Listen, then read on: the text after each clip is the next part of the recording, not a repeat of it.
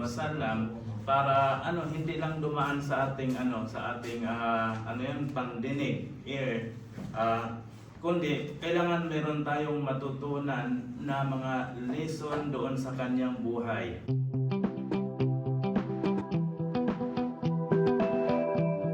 So, kung titingnan natin lahat ng mga history ng mga sahaba, mga companions ng Propeta sallallahu alaihi wasallam, may mga makukuha tayong aral sa kanila. So, si Sa'id ibn Amir, ano yung mga parang every sahaba mayroon silang parang highlight, parang kung saan sila sikat or kung saan sila nakilala or saan sila parang mataas yung mga percentage, mga kanilang mga karakter. So si Sa'id ibn Amir, isa siya sa mga sahaba na nakilala doon sa kanyang zuhud at saka adal. Yung it means ang zuhud, yung kumukuha lang siya ng kailangan niya dito sa mundo na to para sa sarili niya, para sa family niya. Kung may mga dagdag doon, hindi niya na pinapakialaman or kundi binibigay niya na. So nakikita natin kanina, namumuhay siya ng kanyang nakapakasimpleng pamumuhay sa pati kasamang kanyang asawa, nang binigyan siya ng Umar radiyallahu anhu ng charity na banggit kanina. So hindi na yun kinuha, kundi pinamigay niya. Bakit? Hindi na kailangan ng ganon. So, kung ikumpara natin sa atin, binigyan na tayo, kukunin natin. Pero dahil sa kanyang pananampalataya sa Allah subhanahu wa ta'ala, so pinibigay niya ng as charity, at saka ayaw niya ma-disturb ang kanyang pananampalataya sa Allah dahil sa mga makamundong bagay. So ganun ang kalakas ng kanilang pananampalataya. So nabanggit kanina si Sa'id, isa siya sa mga governor or pinuno ng Hims sa panahon ng Umar ibn Abdul Khattab radiyallahu ta'ala anhu. So ang kanyang buhay is marami kang makukuha, especially doon sa mga ethics. Sa ethics natin, so at saka kung paano ang pagpahalaga sa ating pananampalataya.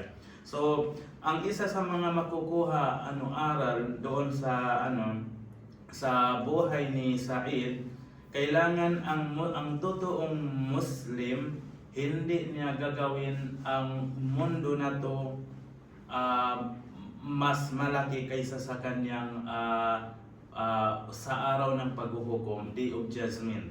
So it means kailangan natin gawin ang ating sarili dito sa mundo, parang way lang kung paano tayo makagawa ng mga pagdadasal sa Allah or makakapalakas sa pananampalataya natin, pero hindi ito ang ating goal.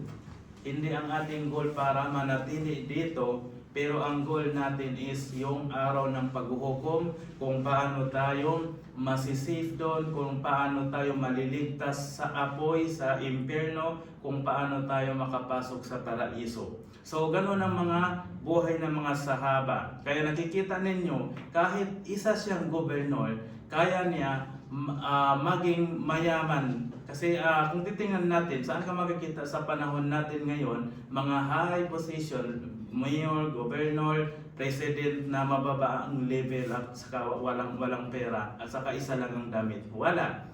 So pero yung mga sahaba, dahil ang dunya sa kanila is wala silang pakialam, kundi ang goal nila yung sa araw ng paghuhukom. So namumuhay sila ng simpleng pamumuhay. So kailangan natin gawin natin ang ating sarili parang buhay ng mga sahaba. Ng mga sahaba, it means kukuha lang tayo ng mga bagay makakatulong sa ating pananampalataya sa Allah subhanahu wa ta'ala. So mayroon siyang ang characteristic na tinatawag na az-zuhud. Az-zuhud na explain ko dati, it means bibili ka lang ng kailangan mo, pero kung hindi mo na kailangan or hindi, wala siyang benefits, wala kang makukuhang benefits na makakatulong sa iyong buhay sa araw ng paghuhukom, huwag mong gawin. Pero kung ang isang bagay is makakatulong sa iyo, makakapalakas ng inyong pananampalataya, or makakuha ka ng maraming rewards dahil sa isang bagay, so walang problema ang gawin mo o bilhin mo ang isang bagay. So ganun ang tinatawag na zuhud. Yung pangalawa, aral makukuha sa kanyang buhay is yung parang ipipresent mo yung akhira mo, yung araw ng paghuhukom. It means, iisipin mo kung ano ang buhay mo sa araw ng paghuhukom, sa pamamagitan ng justice at saka sa pamamagitan ng paggawa ng mga mabubuting gawin o mga utos ng iyong Panginoon. So ano yung makikita natin sa buhay ni Said? Yes, si Said takot niya sa Allah Subhanahu wa Ta'ala. Kapag maiisip niya ang kanyang buhay sa araw ng paghuhukom, siya ay magkukulaps. So kung maiisip niya ano yung mga situation sa araw ng paghuhukom na tayo ay papatayuin ng Allah ng pinakamahabang pagtayo. Hindi siya naka-estimate 1 year, 2 years, kundi pinakamahabang pagtayo, kaya tinawag sa Arabic is Yawmul Qiyamah. It means araw ng pagtayo. It means tatayo tayo diyan, tapos 1 mile lang ang araw sa ulo natin, ang layo. Tapos depende sa gawain ng tao yung kanyang pawis. So pinapapawisan sa araw na yan, walang gamit, walang lahat ay hindi mo na iisipin ang anak mo, hindi mo iisipin ang tatay mo. Ang iisipin mo kung paano ka maliligtas sa impyerno ng Allah Subhanahu wa Ta'ala. So si Said, nang buhay pa siya, kapag ma-imagine niya ang ganon or maiisip niya ang ganon, siya ay magkukulaps dahil sa takot niya sa punish ng Allah Subhanahu wa Ta'ala. So sa atin ngayon, pwede natin isipin, sino sa atin yung magkukulaps kapag maisip natin yung Day of Judgment, ang paraw paghuhukom. Tatanungin tayo ng Allah, lahat ng mga gagawin natin, walang nakakaligtas. Kahit magsabi ka lang ganyan, lahat yan ay nakasulat. Tatanungin ka ng Allah, anong ginawa mo sa oras na yan? Ngayon is 5:19.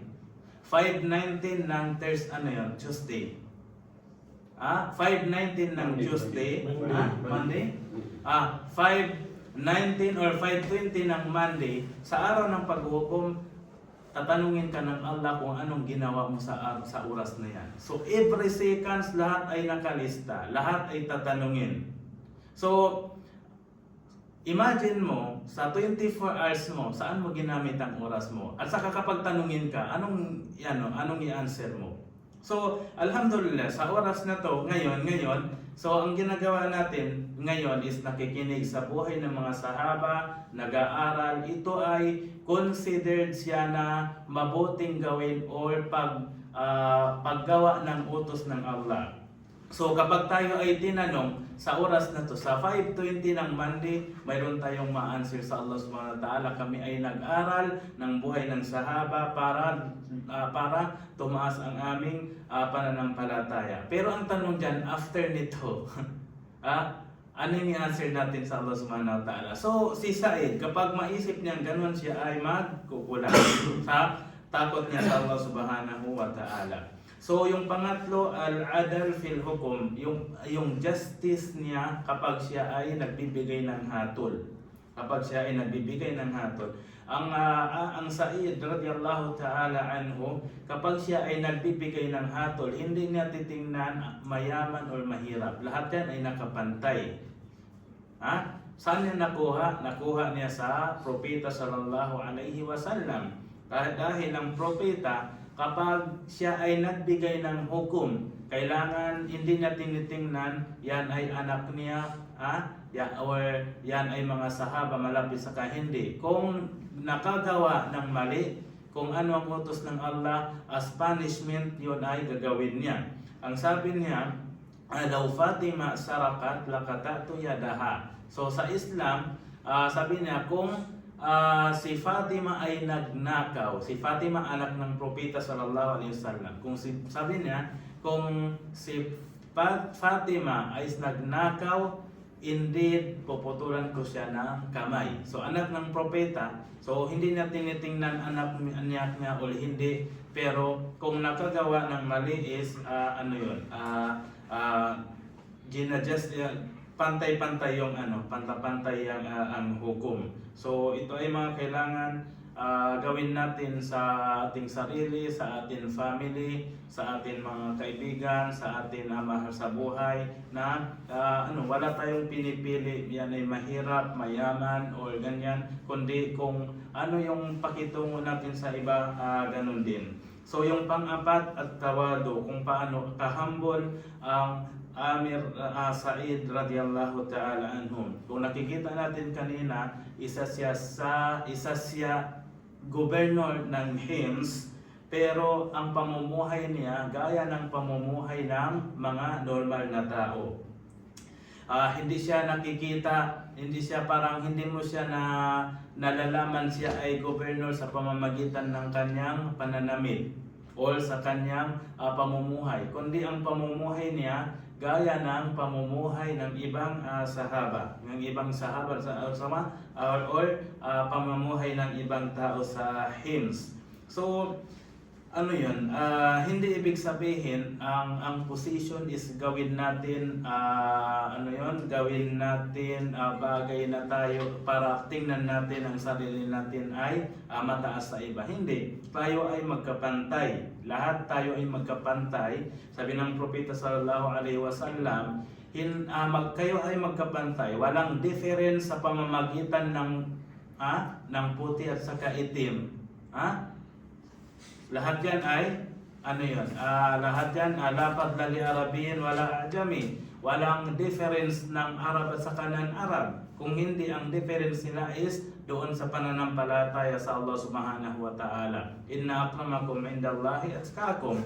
Yung pinakamainam sa inyo sa Day of Judgment, sa araw ng paghukom sa Allah, kung sino yung mas mataas ang kanyang iman, or kung mataas ang takot niya sa Allah subhanahu wa ta'ala. So hindi natin sa Islam walang discrimination, yan ay itim, yan ay puti, yan ay Arab or hindi. Wala tayong titingnan ganon. Pero ang titingnan natin doon, kung sino yung mataas o malakas ang kanyang iman, yun ang mataas na position sa araw ng paghuhukom. So si Amir radiyallahu ta'ala anhu, kahit siya ay gobernador, pero hindi mo siya makikita ang kanyang pamumuhay sa kanyang hindi mo makita ang kanyang pag-gobernador sa kanyang pananamit o pamumuhay, kundi parang normal lang siya.